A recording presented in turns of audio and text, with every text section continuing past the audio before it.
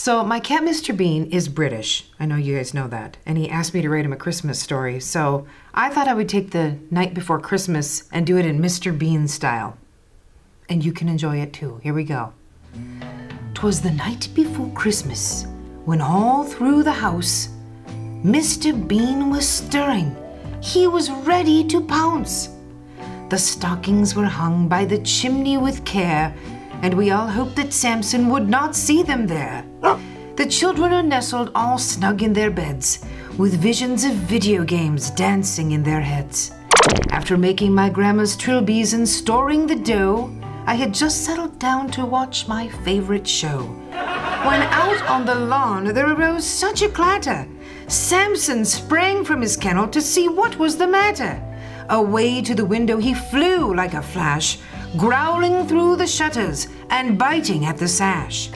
The snow in the air as it started to blow gave a luster to the mailman traveling below, when what to my wondering eyes should he carry but 3 giant boxes that looked to be scary.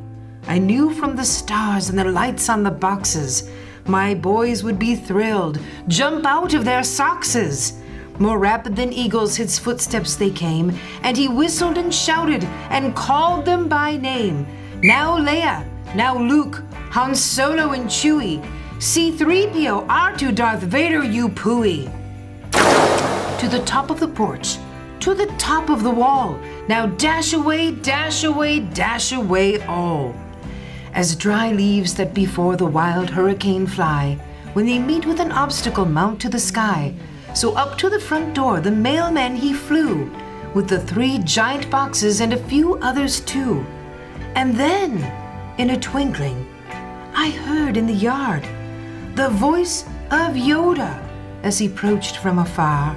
As I drew in my hand and was turning around, down the chimney Master Yoda came with a bound. He was dressed all in fur from his head to his foot, and his clothes were all tarnished with ashes and soot. A bundle of toys he had flung on his back, and he looked like he just woke from a long winter's nap. His eyes, how they twinkled, his green face, how merry.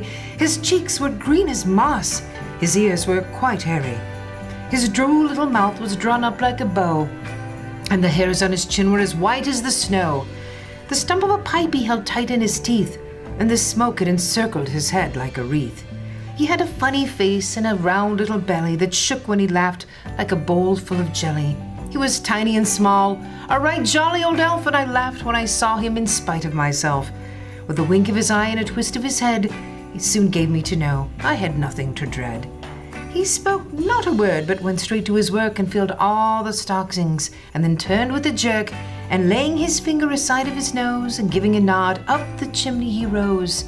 He levitated to the Millennium Falcon, to his team gave a whistle, and away they all flew like the down of a thistle. But I heard him exclaim as he flew out of sight, "Happy Christmas to all! And to all a good night.